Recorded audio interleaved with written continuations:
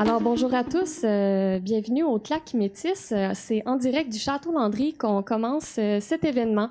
Je m'appelle Ananda Dubé-Gauthier, je suis coordonnatrice au Claque Métis et présentement, on est au milieu de la semaine du festival La Crue des mots.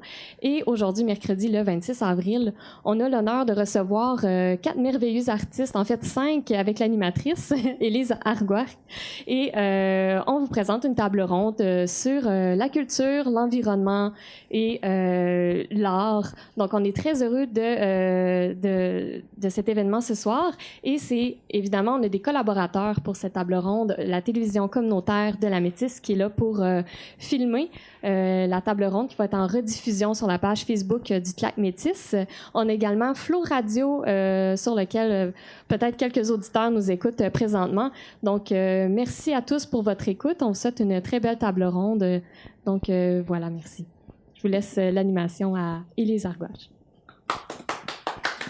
Merci Ananda. Et puis merci au Claque Métis qui nous accueille cette année avec un magnifique thème, Nous la Terre. Et puis autour de ce thème, on avait envie de faire une table de discussion sur le thème à la fois des voyages, des cultures et de l'environnement comme un pivot de la création artistique.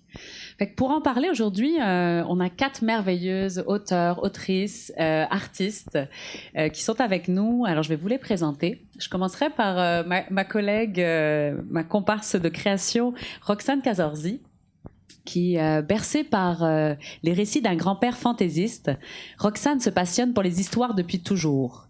Après des études de philologie romane, lors desquelles elle se penche avec joie sur la matière arthurienne et la poésie occitane, elle se lance dans la formation de conteuse à l'École internationale de contes de Bruxelles. Passionnée par les littératures orales de toutes sortes, Roxane s'intéresse aussi aux récits de vie. Après son spectacle Fondu enchaîné en duo avec Michel Verbeek, elle raconte comment le cinéma a été présent dans toutes les étapes de leur vie.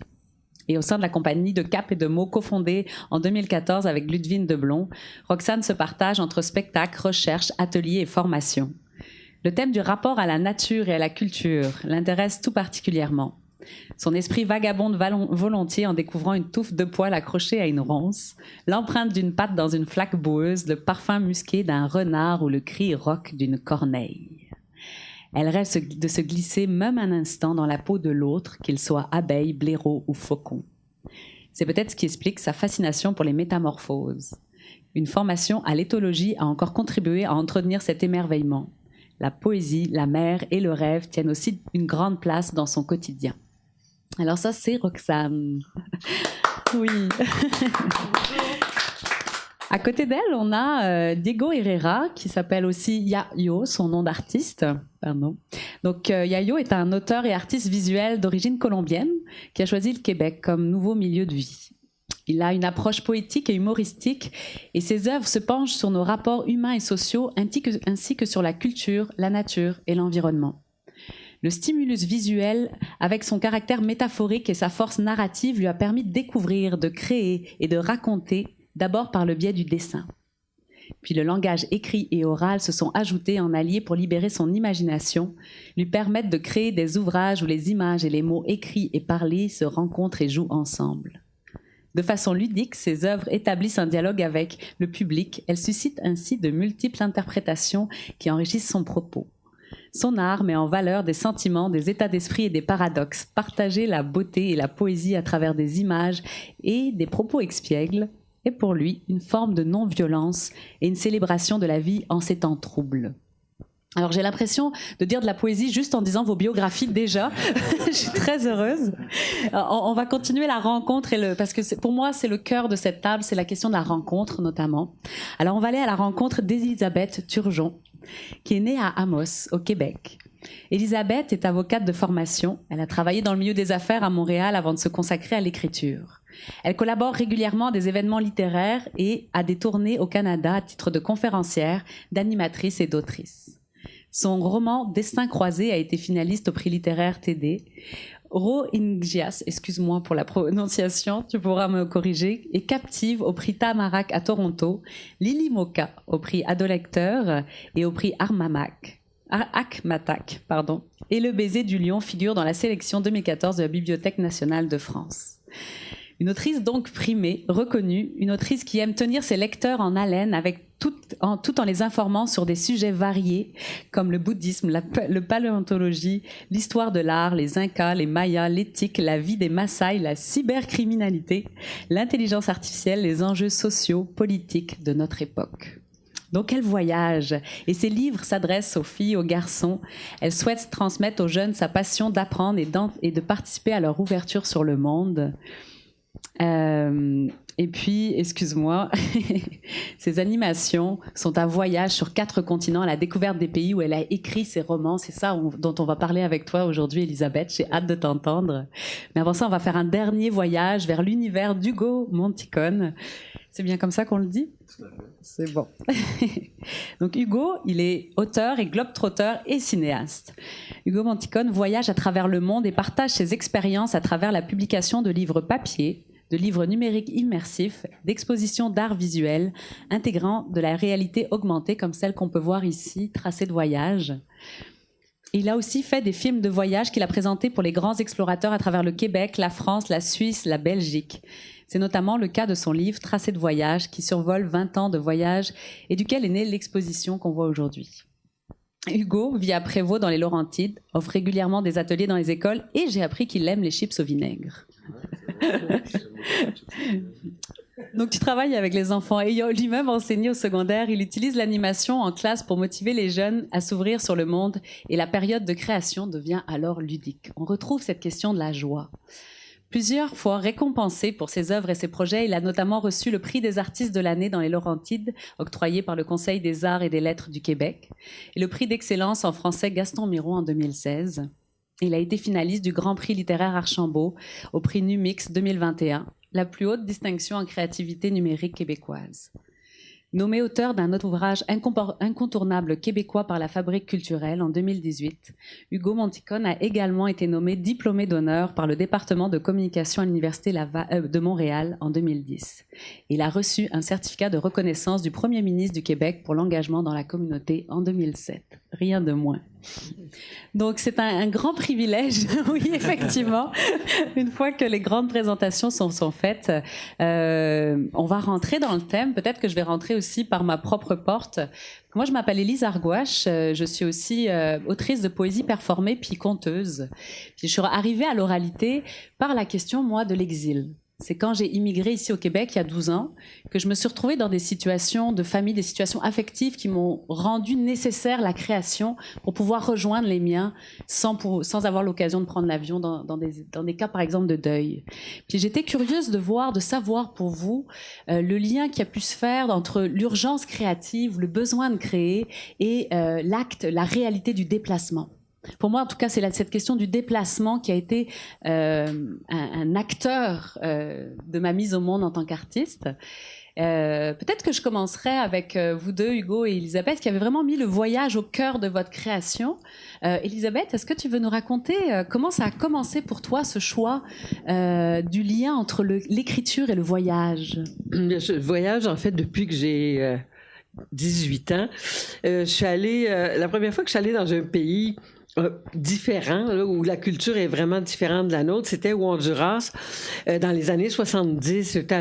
On est allé un petit groupe d'amis travailler là-bas, mais pas à travers un organisme. Et une journée, un ami il voulait se faire couper les cheveux, alors on s'en va à Tegucigalpa, on rentre chez le barbier, et là, il dit au barbier, peux-tu me couper les cheveux? Le gars, il rouvre son tiroir, puis il dit, reviens demain, j'ai assez d'argent pour vivre aujourd'hui. Et ça va déterminer toute ma façon de voir le monde. J'ai eu de 16. Là, j'ai 71 ans. À l'époque, j'avais 18 ans.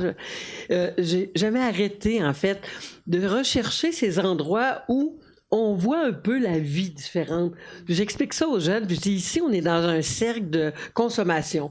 Hein? On achète, donc il faut travailler. On achète trop, il faut travailler plus. Alors qu'il y a encore des endroits où c'est différent. Pour moi, ça, c'est un élément majeur. Puis l'autre, c'est aussi d'entraîner les jeunes à comprendre à quel point l'histoire est importante. Alors, il y a des livres que je parle des Khmers rouges. Mon dernier, je parle de Donald Trump avec l'opération Tolérance Zéro qui a séparé les enfants. J'inclus beaucoup aussi de politique et d'histoire dans mes livres. Pour moi, c'est important. Mais les livres, avant tout, c'est des aventures. Ça, c'est vraiment important. Mais voilà, je vais arrêter parce que je peux parler. Je te reviendrai sur le thème de l'aventure, en effet. Oui, pareil pour toi, Hugo. Est-ce que tu as quelque chose qui ancre ce désir de faire du lien entre voyage et écriture? Pour moi, les voyages ont vraiment été la plus grande école de ma vie. Je me suis découvert en découvrant d'autres cultures, en découvrant d'autres pays. Mais c'est vraiment surtout le sentiment d'être à la bonne place au bon moment qui me revient en voyage. C'était l'émerveillement, la maximisation de mes sens, la découverte justement d'autres parcours de vie, d'autres objectifs de vie. Et je me sens tellement stimulé lorsque je côtoie des populations qui ont une façon de vivre totalement différente de la nôtre. Puis j'ai l'impression de pouvoir piger dedans comme une espèce comme si c'était des cadeaux de la vie. Donc de dire, ah oui, il y a une autre façon de voir le bonheur, il y a une autre façon de voir le travail, il y a une autre façon de voir la famille. Puis d'essayer de rapporter ces enrichissements-là. Sauf que très rapidement, je me suis senti égoïste de garder tout cet émerveillement-là pour moi. Donc j'essaie continuellement de trouver des nouvelles façons de le partager, en fait, de partager ces connaissances-là, cet émerveillement-là, puis cette ouverture sur le monde-là, en fait. Oui, la question de partager, de vouloir...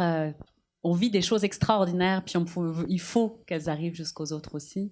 Merci beaucoup pour cette ouverture. Je me tournerai vers toi, Yayo, Diego. Est-ce que pour toi, l'immigration, je pense que tu as immigré au Québec, tu me disais, il y a maintenant plusieurs années. Est-ce que pour toi, l'immigration a joué une place dans ton processus de création? Je pense que oui. J'avais commencé à travailler en Colombie, mon pays d'origine, déjà avant de venir ici. Et j'ai travaillé professionnellement depuis 1983. Je suis venu au Canada en 1987. Et puis, oui, c'était important pour moi d'aller ailleurs parce que je voulais enrichir mon travail, apprendre davantage sur le métier dessinateur d'humour davantage d'abord, et ensuite en tant qu'illustrateur, artiste visuel. Donc c'est une question d'aller ailleurs pour apprendre, pour voir comment on fait ailleurs. Et d'abord, je pense que l'immigration, c'était une façon officielle de le faire, mais d'abord, ça répond à un besoin, à une curiosité d'aller, qui est propre à nous tous, veut voir comment on fait les choses ailleurs et ça a l'air de quoi ailleurs. Donc, c'est quelque chose qui nous pousse naturellement, je pense, à la plupart de tout le monde. Et on a cette envie de voir l'autre, comment... et ça prend des formes différentes, parfois d'exil, politique. Dans mon cas, c'était un mélange des choses, un ensemble qui a pris la forme d'émigrer ici. Est-ce que tu dirais que dans tes dessins aujourd'hui, il y a une rencontre entre ces espaces culturels qui t'habitent, ou est-ce que ça joue dans ton dessin ou dans ton écriture? Je pense que oui. Si on prend par exemple, il y a un projet sur lequel je travaille actuellement qui est né de cette forme de déplacement. Je marche constamment, même en ville, et depuis longtemps, il y a un truc qui me tracasse, c'est que j'arrête pas de voir des bouteilles en plastique par terre, partout. À Montréal, il y en a. C'est épouvantable. Puis, à partir de ça, j'ai fait un dessin d'humour qui était publié dans la revue L'Actualité et par la suite a été honoré à gagner les grands prix du Salon de la caricature internationale des Porto Cartoon au Portugal. Puis, c'est un dessin qui est dans mon site web. Et puis, plus tard, en marchant sur les chemins de Compostelle, j'étais étonné de rencontrer les mêmes phénomènes. Les gens, et j'arrêtais pas de ramasser, en plus des bouteilles d'eau.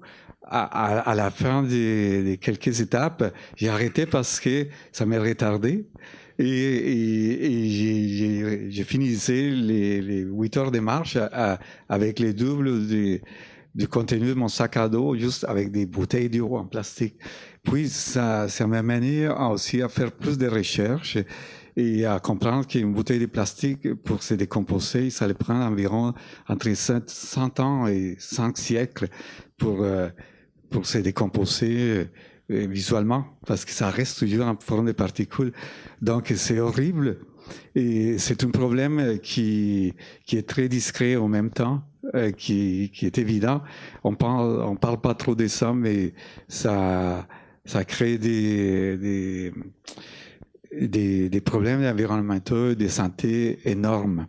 Et on est en train de... Il y a même une île de plastique, une des grosses îles de plastique qu'il y en a. La plus grosse est aussi grand que le Québec, dans le Pacifique nord-ouest.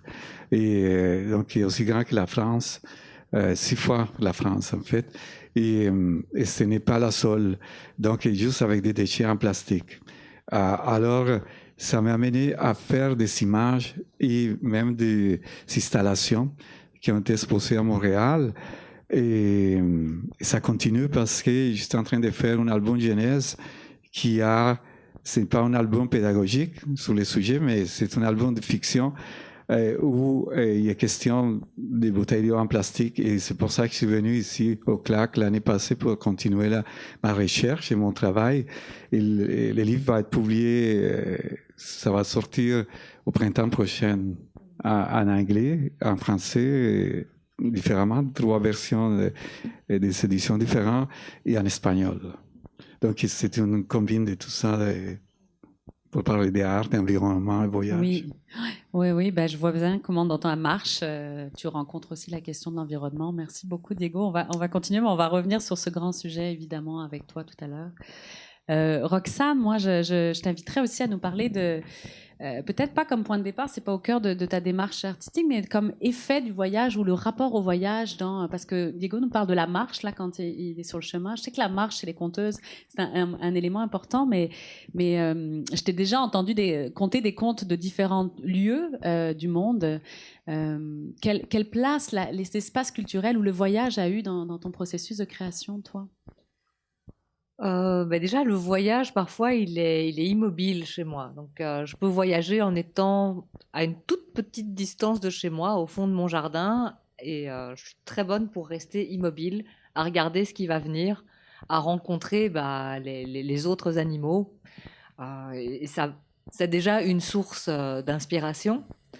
Et puis, c'est souvent par ce biais-là. Donc, par exemple, c'est dans le cadre d'une recherche sur une espèce animale à travers le monde qu'il y a eu un voyage aussi qui s'était fait à travers la figure du renard et la symbolique du renard, que ce soit le renard européen qui, lui, est plus dans la ruse, mais qui est parfois juste un humain sous une apparence, sous un habit de renard, ou au contraire, le renard séduisant, ou parfois érotique, ou qui est un animal riche en métamorphose dans d'autres cultures. Il y a aussi eu une demande, je faisais le regard extérieur sur un spectacle qui parlait d'une culture où les fleuves ont une identité juridique, et les montagnes aussi. Donc, comme je faisais le regard extérieur sur ce spectacle, et qu'on voulait être au plus proche et la plus respectueuse possible, on a eu ce premier voyage en Nouvelle-Zélande. Ça tombait bien puisque ça a été le point de départ aussi des recherches sur les tatouages et l'occasion de rencontrer des conteuses qui nous ont aidés à partir à la recherche des mythes par rapport au tatouage facial. Et là, en revenant de ce voyage-là, qui traitait vraiment de l'identité juridique et des trésors, des taongas, ça nous a fait porter un autre regard sur nos propres taongas en Belgique, notamment les iguanodons de Bernissart ou certains insectes qui se retrouvent uniquement dans une vallée dans le sud de la Belgique. Et ce voyage au bout du monde nous a changé le regard et nous a donné l'envie de partager nos trésors. Et voilà. Les taongas, redis-nous, c'est quoi exactement? Les taongas, ce sont vraiment les trésors, ce qui fait du bien à l'âme. C'est précieux ce que tu dis. Il me semble que j'entendais quelque chose comme ça aussi dans ce que tu disais, Elisabeth, des termes, des visions du monde qui changent la nôtre. Est-ce que tu pourrais nous parler, Elisabeth, de l'effet du voyage dans la rencontre avec toi ou de ce que ça t'a fait comme autrice, de ce que tu es devenue comme autrice aujourd'hui, puis à travers le temps? En fait, ça m'a carrément fait comme être humain.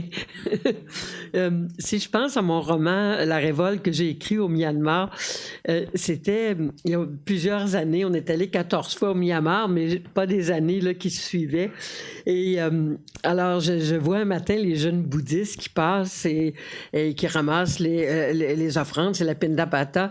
Et là, j'ai décidé d'écrire un roman sur un jeune en révolte qui va se retrouver dans ces communautés-là. Alors, à partir de là, je parlais avec les gens. Là, il fallait que je trouve quelqu'un qui parle anglais. Mais pour me faire expliquer c'est quoi le bouddhisme, moi, j'ai jamais entendu parler du bouddhisme.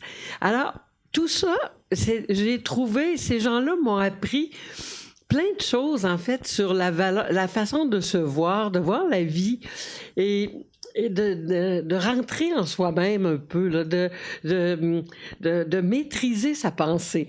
Et alors, j'ai écrit un roman qui est mon roman le plus populaire, en fait, qui est enseigné dans plusieurs écoles.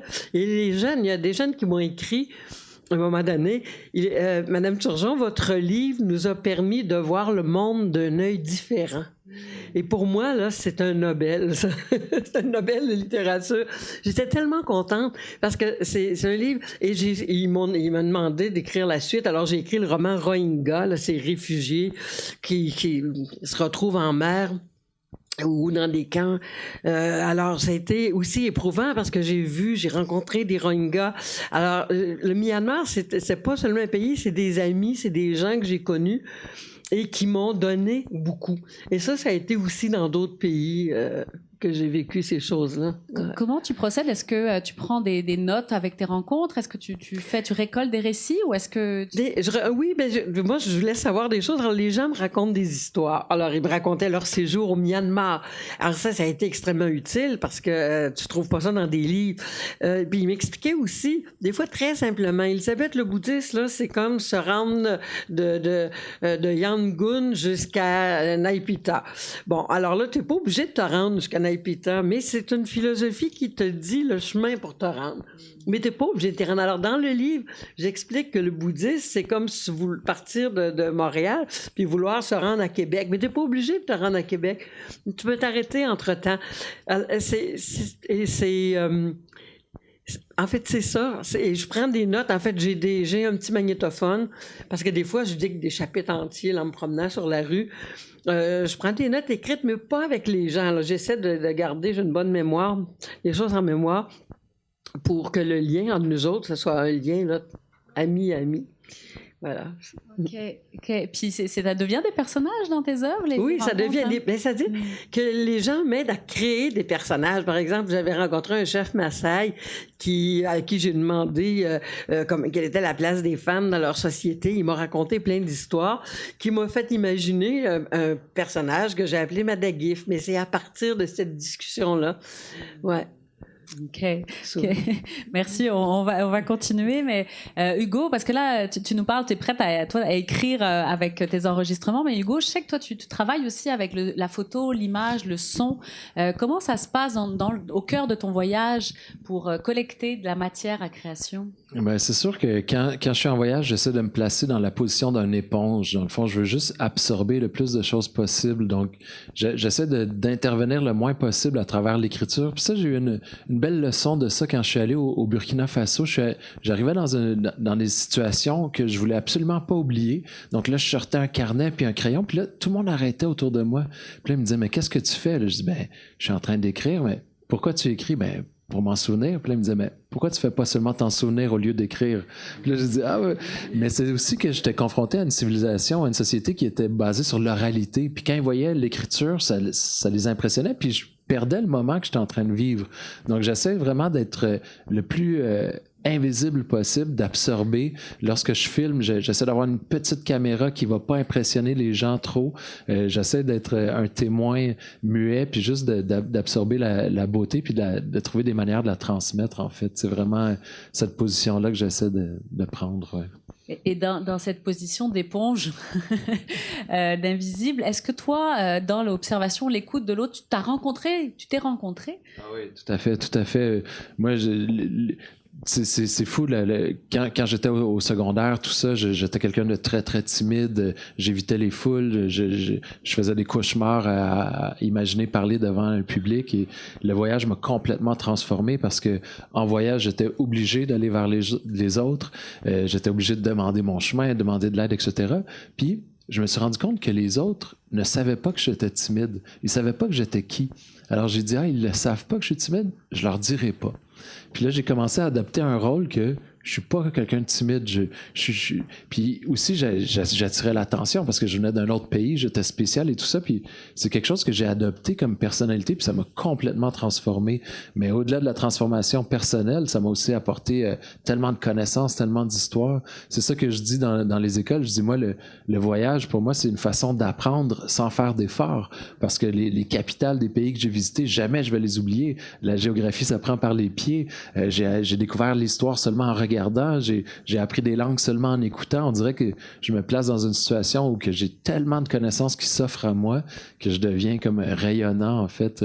Je me sens souvent à la bonne place au bon moment en voyage, puis je parle beaucoup dans mes livres les détours qui m'apportent à des moments merveilleux, mais j'ai l'impression qu'en voyage, il y a des hasards de la vie qui se manifestent, mais qui se manifestent concrètement. On dirait que dans notre vie quotidienne, on a des horaires à respecter. Quand il y a quand un hasard se présente, c'est comme un obstacle négatif, mais en voyage, on est dans cette ouverture-là et les hasards qui se présentent, ça nous mène souvent vers des endroits plus merveilleux que ceux qu'on avait prévus.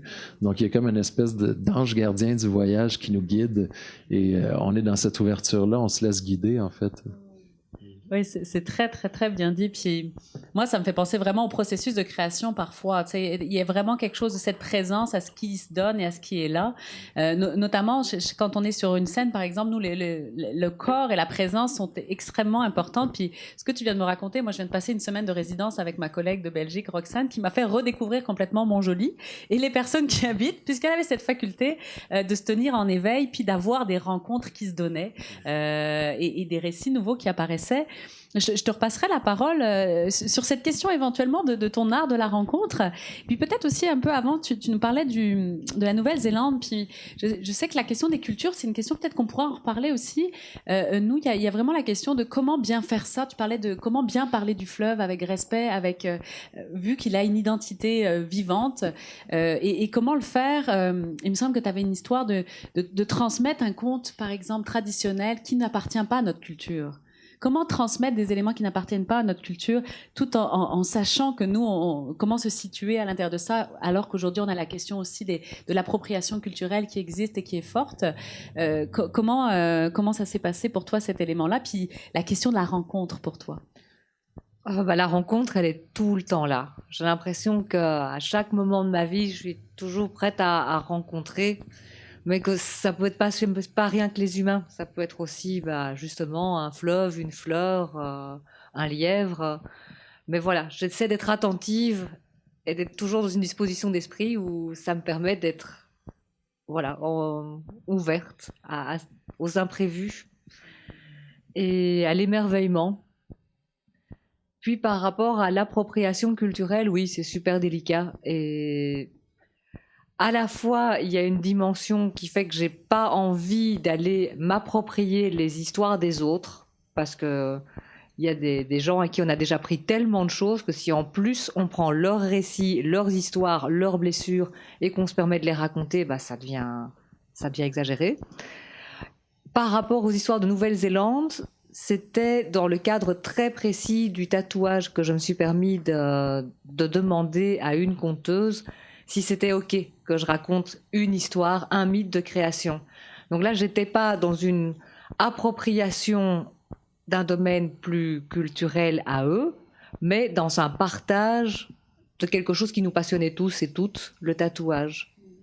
Et comme c'était dans ce cadre plus large, qu'elle m'a fait raconter l'histoire avant pour voir si je la déformais pas, si j'avais bien compris, qu'elle m'a dit, oui, je l'aurais pas raconté comme ça, mais c'est OK, le sens y est, et il y a une dimension de partage et de respect qui y est, donc OK, pour moi, tu as le feu vert. Puis il y avait un tatoueur qu'on a rencontré aussi qui était OK avec ça. Donc voilà, mais la démarche et la frontière est très délicate. Oui, puis c'est ça la question de la frontière. C'est une question peut-être que vous connaissez là, mais dans cette question du tatouage, je sais que tu me parlais de communautés aussi qui se créent, comme il y a les communautés culturelles, puis il y a des communautés qui traversent avec des gestes, des manières d'être, des manières de faire, et puis qu'il y avait une proximité qui s'était créée par ce geste que toi tu aimes et que tu portes aussi proche du corps. Fait que je sais que toi tu récoltes les récits des personnes comme un outil, un matériel, finalement, du coup, là, et puis que tu le redonnes dans des espaces de rencontre. Comment ça se passe pour toi, cette espèce de récolte? Vous disiez, on n'écrit pas, nous, on essaie de... Comment ça se passe pour toi? C'est toujours avec une rencontre, et il faut déjà que la personne ait envie de confier son histoire, son récit.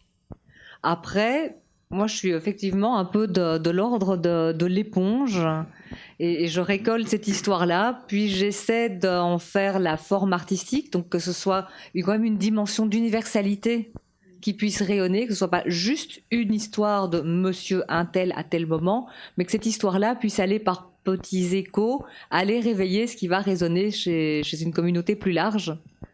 Avant de me permettre de raconter, de partager ces bribes d'histoire qui m'ont été confiées comme des petits trésors, je vais revenir vers la personne qui me les a confiées, avec un texte, un canevas ou un récit, et voir si c'est OK, si elle se reconnaît là-dedans, et s'il est toujours disponible à partager ce trésor partagé, justement. Et parfois, c'est non. Mais parfois, généralement, c'est oui. Oui, c'est oui. Et puis j'ai entendu aussi des retours de gens un peu comme je me voyais pas comme ça. C'est ça, hein? Il y a un tatoueur que tu faisais le récit, puis j'étais en live en présence quand il recevait, puis ça fait des effets aussi autres, positifs, d'être vu par quelqu'un d'autre. Je ne sais pas si vous avez eu des retours, je vais revenir avec toi du coup, Yayo. Est-ce que tu as des retours de différentes communautés qui reçoivent tes œuvres, ou est-ce que être vu, comment ta vision du monde, est-ce que tu as des retours en Colombie, au Québec, dans d'autres pays, là tu parlais de la France où tu marchais, où ton œuvre, ou tes œuvres, où toi tu les partages? Bien sûr. Et en fait, je pense que on dessine, par exemple, pour répondre à un besoin de communication, d'exprimer quelque chose qu'on ressent et le faire en forme d'image. Et c'est bien de le partager parce que ça répond aussi à une sorte de langage universel. Dans mon cas, c'est encore plus important parce que je suis pas un écrivain comme tel en termes de mots. C'est plus par les images. Donc, oui, les dessins d'humour, par exemple, c'est une façon extraordinaire de mettre en contact les gens. Donc, souvent, je vais être en exposition avec mes œuvres et ailleurs, en Europe ou en Amérique latine et au Japon, etc. Ça nous met en contact. Donc, oui, ça... Est-ce que tu as observé des réceptions différentes? Je pense que oui. Plus, par exemple, en Europe, on a une tendance à l'Europe, un peu comme la Belgique, les pays, la France, l'Espagne, le Portugal, les dessins d'humour sont... il y a une communication où l'humour et les concepts, les idées sont très importants. Si on va un petit peu plus vers le nord, dans les pays scandinaves, les Danois, etc., ça devient un petit peu plus, encore plus conceptuel. La façon de voir les choses et de rire, peut-être. En Amérique du Nord, aux États-Unis, par exemple, la tendance, c'est que pour rire dans un cartoon, un dessin d'humour, il faut qu'il y ait du texte, qu'il y ait beaucoup de textes. Vous voyez les New Yorkers, par exemple, à l'intérieur, ça passe pas les blagues sans texte. On dirait qu'on a besoin de rassurer les lecteurs, de les guider comme si l'image même ne peut pas être capable de parler assez. Donc il faut expliquer. Quand vous voyez les dessins éditoriaux dans les journaux aux États-Unis, même ici au Canada, surtout du côté anglophone, et pratiquement les dessinateurs expliquent chaque chose. On dirait qu'on considère les spectateurs un alphabet incapable de... Alors c'est extraordinaire, tandis que ça ne veut pas dire que les gens ne sont pas capables, simplement qu'on dirait qu'on n'a pas confiance dans ce qu'on peut imaginer, penser, réfléchir.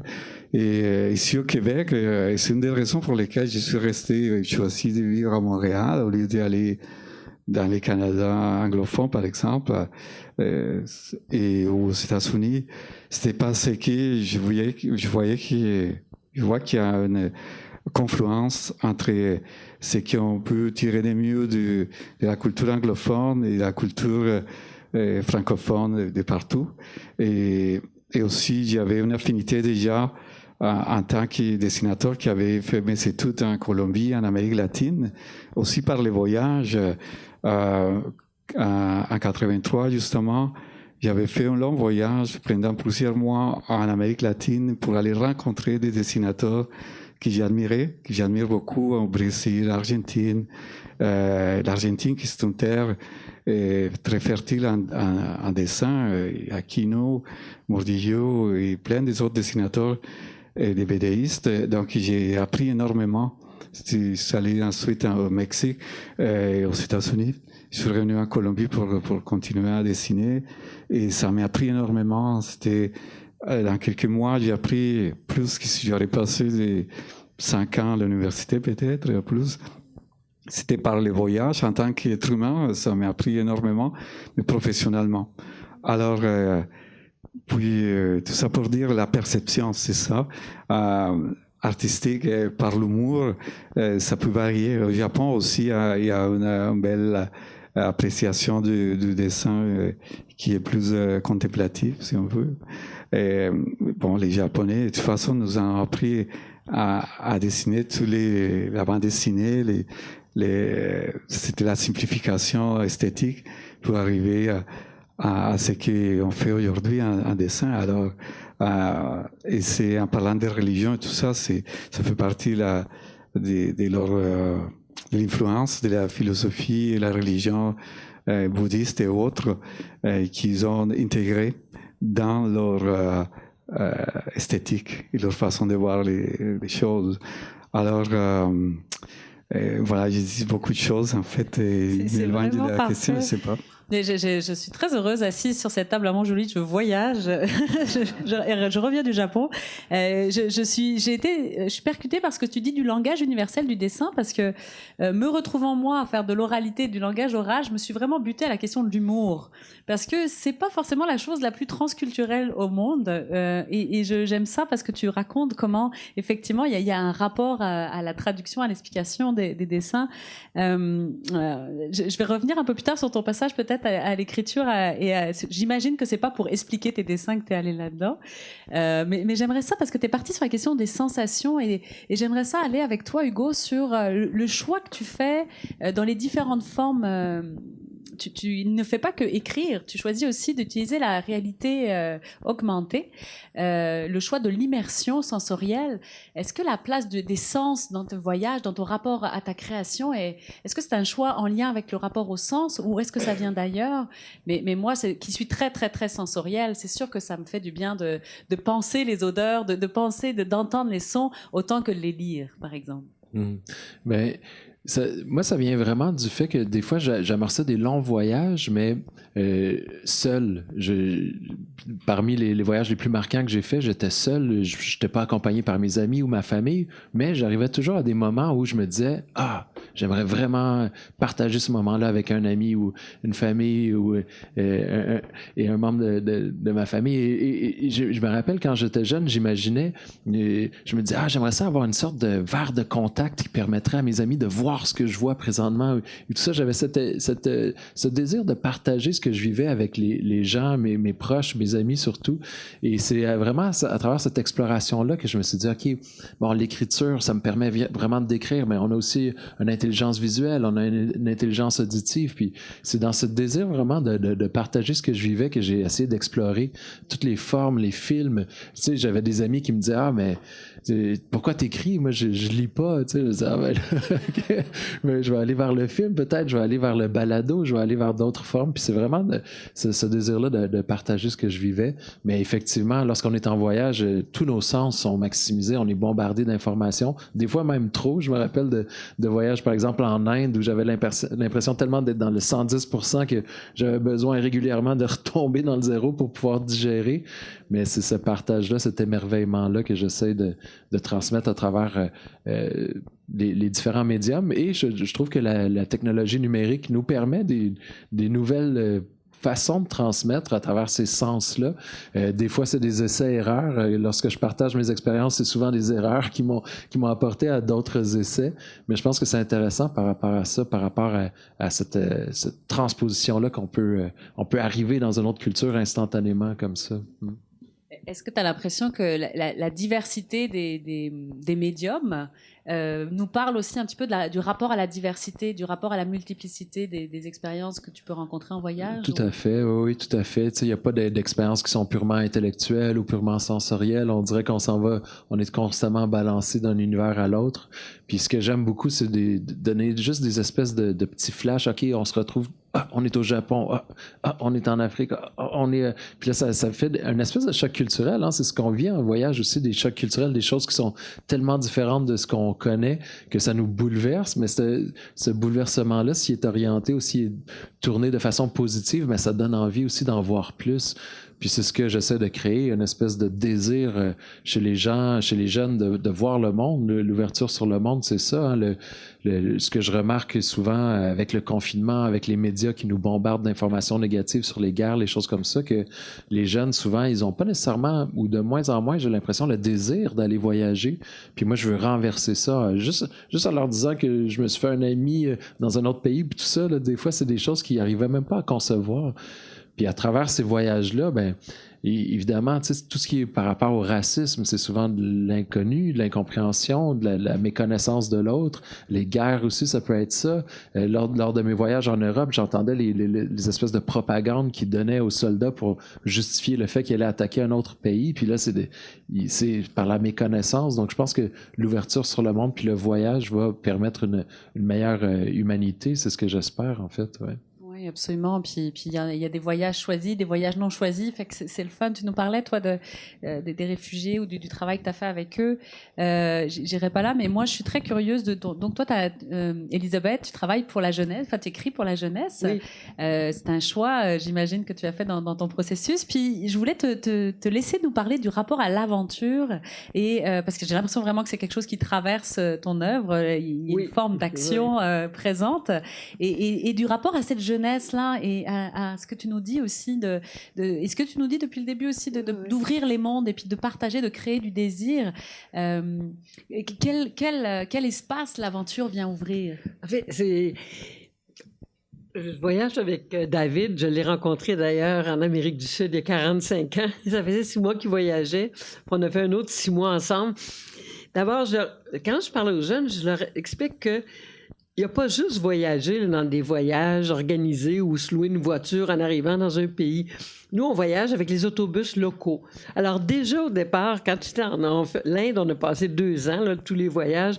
Déjà, tu es dans un autobus local. Au début, on est 5. Après ça, on est 800. Puis à peu près 30 sièges. Alors, des fois, tu n'es pas capable de descendre quand tu arrives à destination. Mais c'est à travers les voyages que je vais comprendre aussi les gens. Par exemple, en Tanzanie, à un moment donné, l'autobus est resté en panne. On partait du Nairobi, puis on descendait en Tanzanie. L'autobus est tombé en panne, puis je raconte aux jeunes, c'est dans ces moments-là que c'est les plus beaux moments en voyage, parce que c'est là que tu vois la vraie nature des gens. Quand tu arrives devant une difficulté, nous, on était restés en panne toute une journée. Et là, les gens venaient voir le moteur. Puis là, tu te disais, oui, puis lui, il connaissait le moteur. Non, il connaissait pas le moteur. Les gens allaient voir le moteur. Et là, ils ont ouvert la musique à fond. Puis là, les gens ont dansé, on s'amusait. Là, il y a des madames qui m'ont fait une robe. Ils m'ont fait fabriquer une robe. Ça a été extraordinaire. Et c'est toujours comme ça. C'est ces moments en voyage qu'on n'attend pas, et qui sont très inspirants, parce qu'après, quand j'ai écrit mon livre qui se passe en Tanzanie, j'étais dans cette mentalité-là. Cette mentalité qui est différente aussi de la nôtre. Et nous, là, l'autobus Québec-Matane, c'est à tomber en panne, là. Ça ne sera pas la fête, hein? Quand est-ce que l'autre autobus arrive? Alors, c'est très nourrissant, parce que c'est un peu l'aventure qu'on vit, hein? On n'a pas d'itinéraire précis, ce qui est très pratique, mais on n'a pas de réservation nulle part. Alors, s'il pleut, on part. Mais c'est ça, on est libre. Puis moi, je voyage petit sac à dos dans l'avion à côté de moi, dans les autobus à côté de moi. Ne pas s'encombrer. Puis ce désir aussi de ne pas s'encombrer physiquement, c'est aussi de ne pas s'encombrer mentalement. De partir là, la tête vide, d'oublier les codes qui sont chez vous, les façons de vivre. Et parfois, on devient très écologique comme ça. On se lave beaucoup moins, on lave beaucoup moins nos vêtements. Et voilà. L'aventure, en fait, je pourrais parler des heures. Pourquoi? Quand, par exemple, j'avais fait une recherche pour aller écrire un livre, pour retourner au Cambodge sur le site d'Angkor. Je voulais parler de la civilisation khmer. J'avais imaginé une aventure là-bas. Et quand je suis arrivée, j'ai rencontré encore des gens à qui il manque une jambe, un bras. Puis là, je me suis rappelé la période des Khmers rouges. Moi, ça m'a touchée. J'étais à l'université à l'époque. On suivait ce drame-là, qu'ils ont tué le tiers de la population. Et alors, il y a des mines antipersonnelles partout là, qui sautent. Les gens sautent sur les mines. Alors, j'ai complètement délaissé toute la recherche que j'avais faite et j'ai écrit une autre histoire, la vraie histoire, mais à travers une aventure. Et là, l'important, c'est que l'aventure soit passionnante. Mais à travers l'aventure, pour moi, c'était de montrer aussi un pays et de faire sentir le pays, qu'ils le sentent à travers mes mots. Les différences. Ça doit créer de la réflexion quand tu les partages avec eux, comme tu as un axe politique, historique, oui. Et ça ouvre pas que la question de la géographie puis de la diversité culturelle. Oui, puis il faut faire attention, comme il disait, les jeunes, il faut faire attention. D'abord, en ce moment, ils sont extrêmement stressés par tout le côté négatif de l'environnement, tout ça. Il faut leur donner une belle vision de l'avenir, leur dire c'est encore possible. Ça, là, c'est primordial. Donc, il faut toujours prendre un peu aller doucement, mais il faut quand même leur raconter l'histoire parce que ça se reproduit sans arrêt. Comme aujourd'hui, là, je leur parlais je demandais 1534, qu'est-ce qui est arrivé? Hein? Ici, il y a des boulevards Jacques-Cartier dans toutes les villes. Alors, finalement, il y en a un qui a dit, Jacques-Cartier est arrivé. Bon, il a planté sa croix au nom du roi de France, je prends possession de cette terre. C'est pour ça qu'on parle français. Au Pérou, on était au Pérou. Et là, c'est les Espagnols qui sont arrivés. C'est pour ça qu'on parle espagnol. Puis là, je leur parle après de la révolution industrielle. Là, je leur dis ça, là, ça a changé complètement le monde. Hein, cette période où les Européens allaient prendre possession du monde. Après, ça a été la révolution industrielle. Et maintenant, c'est l'intelligence artificielle. Puis j'ai parlé beaucoup de l'intelligence artificielle avec eux parce que j'ai écrit un livre qui est vraiment là-dessus. Parce que c'est vraiment important qu'ils comprennent là, que démêler le vrai du faux, c'est rendu difficile. Alors, pour moi, c'est important, mais le faire de façon amusante. Voilà, je vais arrêter de parler. La joie, c'est un élément, je voudrais revenir, c'est important cette affaire-là de l'amusement, puisque vous dites aussi sur garder de l'espérance, de l'espoir dans des moments intenses. J'aimerais bien, oui, tranquillement, on voyage et on y aille vers la question de l'écologie, puis la question de l'environnement.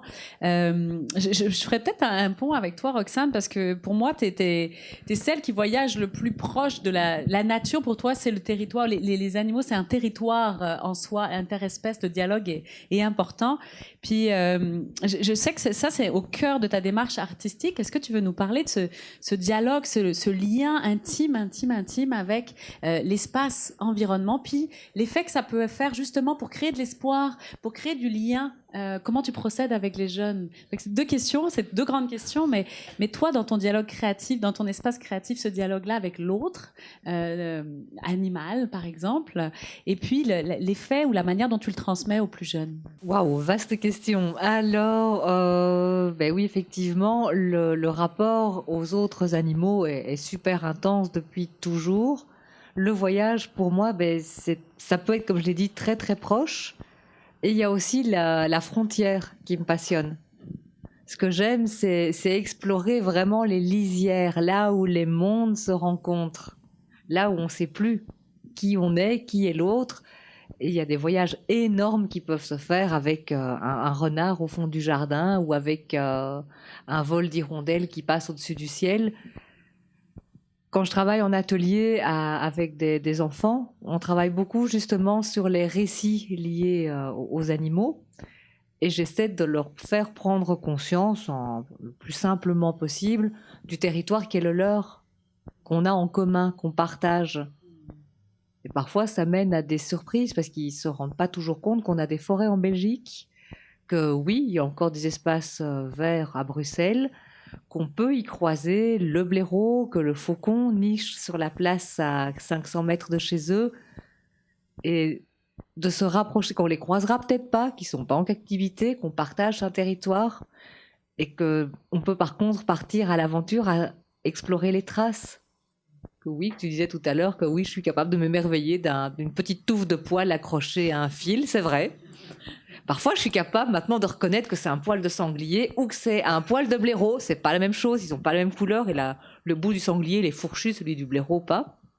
Mais du coup, de partager ça avec eux, de regarder, de reconnaître l'odeur musquée d'un renard ou d'observer l'empreinte d'un chat ou de voir qu'il y a une plume de mésange, c'est déjà exploser leurs sensations, c'est déjà partir à la rencontre. Et puis dans le conte, traditionnellement, depuis longtemps, il y a pas de frontières. Puis dans plusieurs cultures que vous avez peut-être rencontrées aussi, il n'y a pas cette existence qu'on a créée en Occident de hiérarchisation entre les espèces. Puis il y a réellement dans le conte, souvent dans ce que je t'ai entendu conter, puis dans plusieurs que je connais, c'est des personnes à part égale. Il n'y a pas de différence avec qui va parler, qui va agir.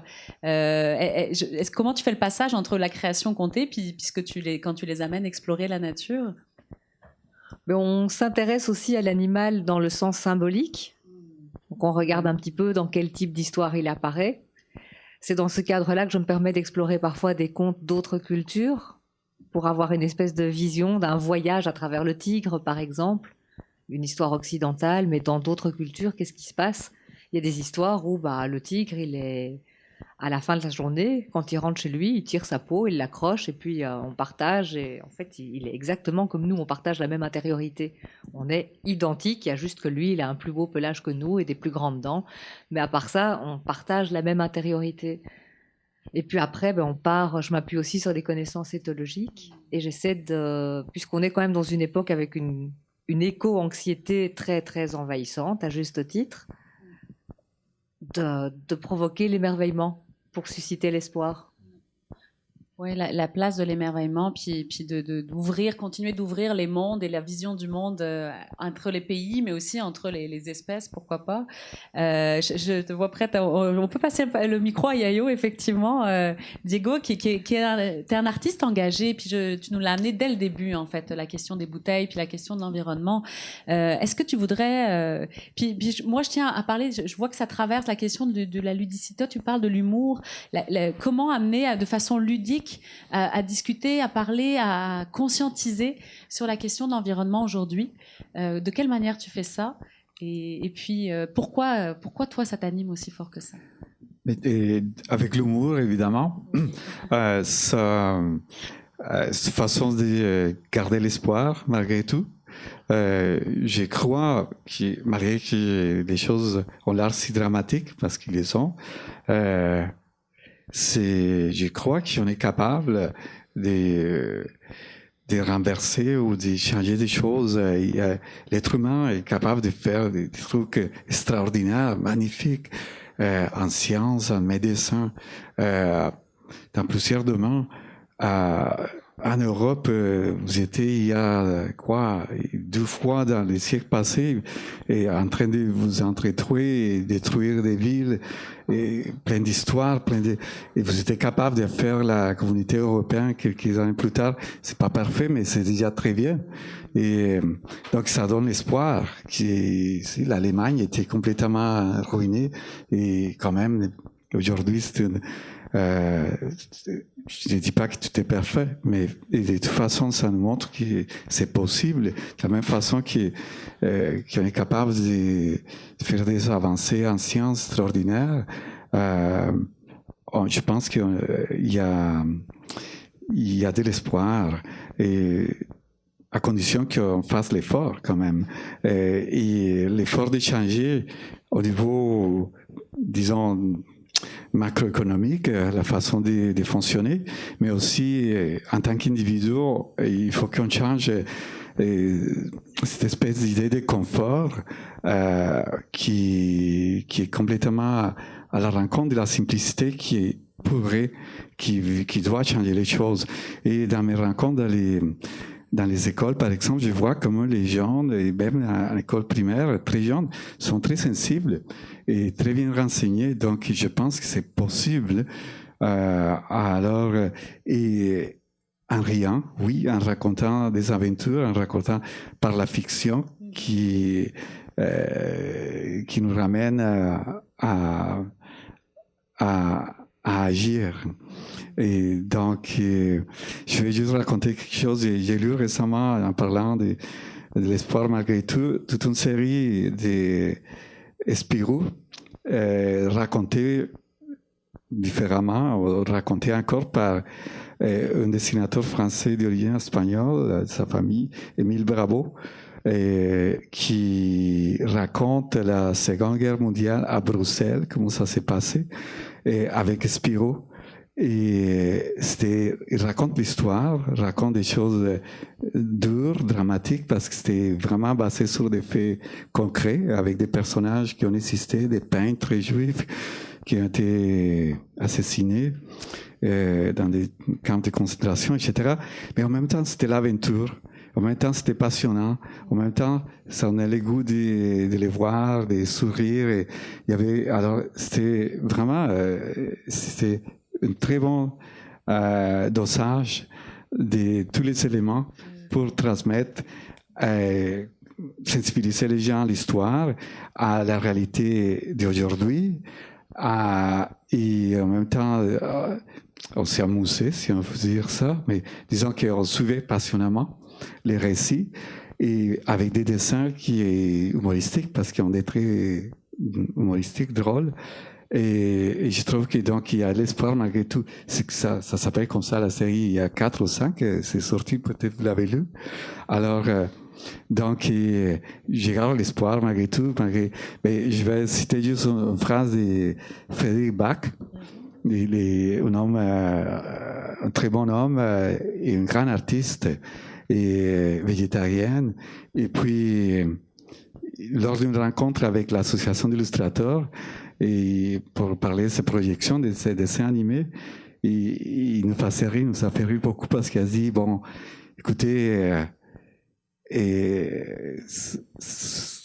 la différence, savez-vous, c'est quoi la différence entre un optimiste et un pessimiste?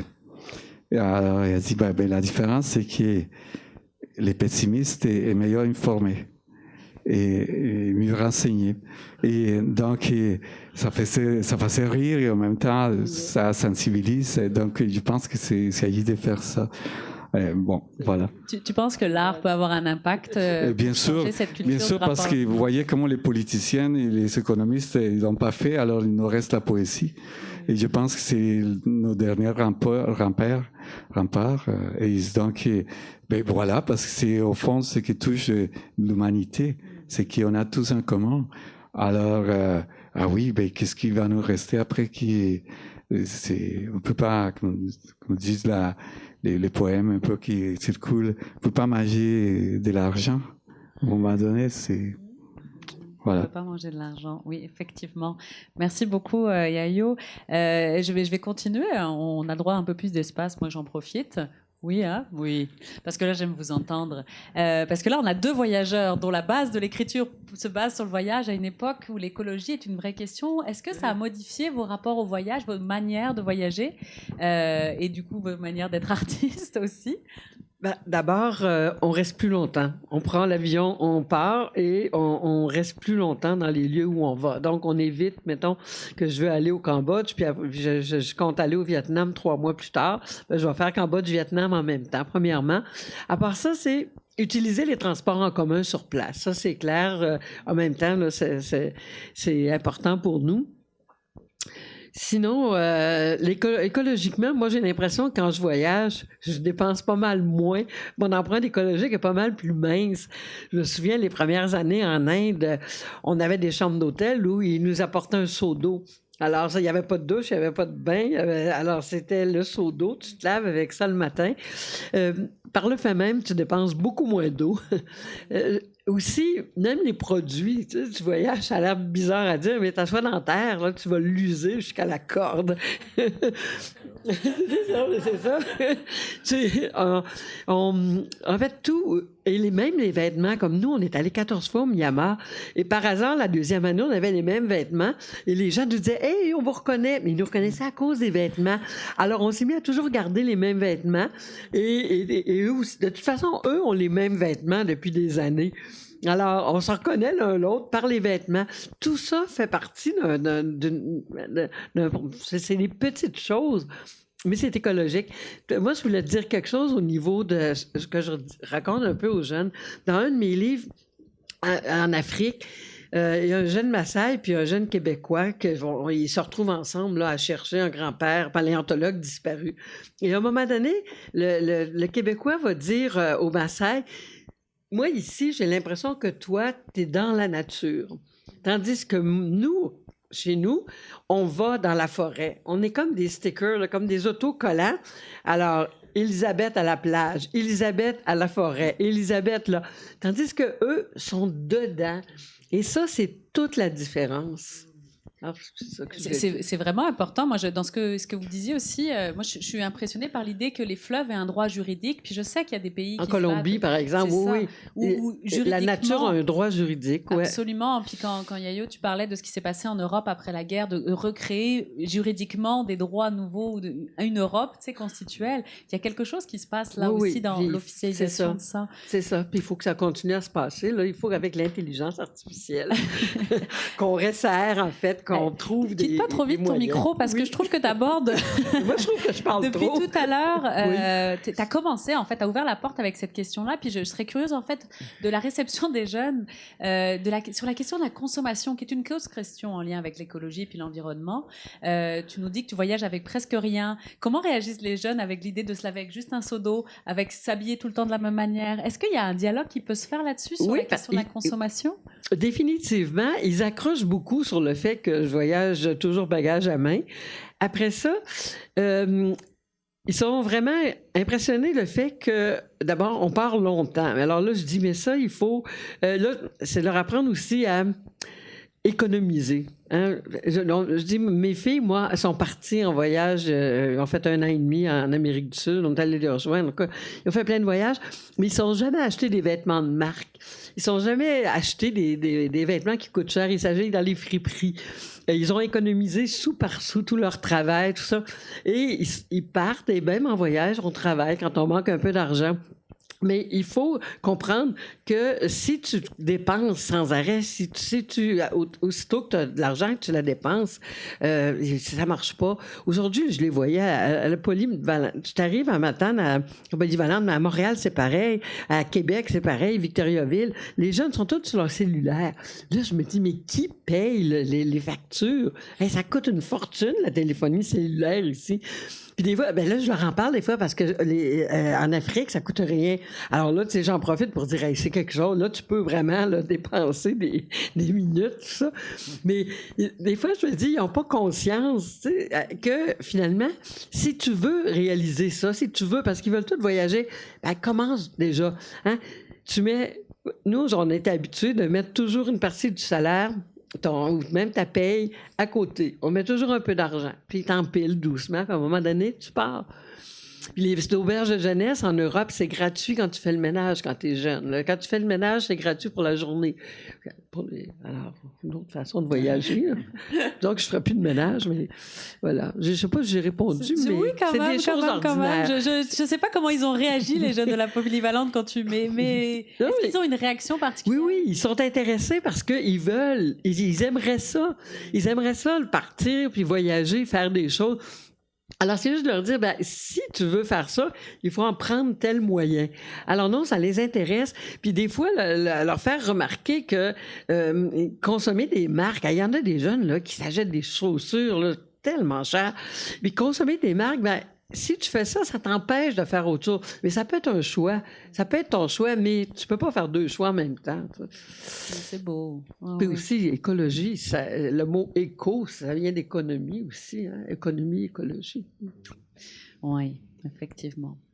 Est-ce qu'on va continuer avec Hugo, puis après on finira ça tranquillement, cette belle table de discussion, mais qu'est-ce qui se passe pour toi dans le rapport au voyage avec la question environnementale? Ben, moi, la question environnementale n'était pas présente au début de mes voyages. Puis la question de l'économie, elle l'était parce qu'il fallait que j'économise l'argent pour pouvoir voyager. Donc, le fait de consommer moins, de voyager léger, ça s'est comme imposé de soi, dans le fond. Puis en voyage, effectivement, plus on voyage, plus on a l'impression de vouloir des petits bagages, d'être mobile, de moins consommer, de moins s'alourdir.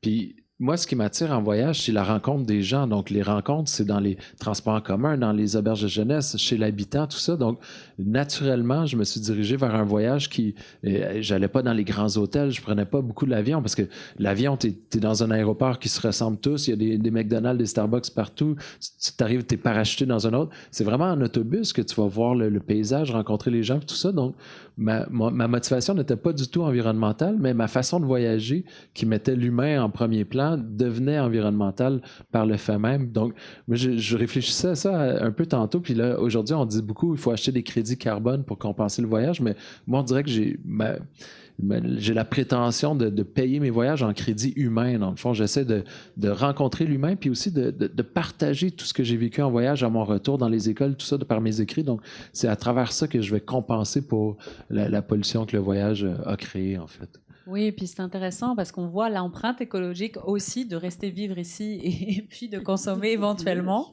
En tout cas, de ne pas savoir vivre avec moins, comme vous avez nommé tous les quatre. Mais ça, c'est un formidable, juste une parenthèse, mais c'est un des formidables apprentissages en voyage, c'est que tu arrives à survivre plusieurs mois avec un tout petit sac.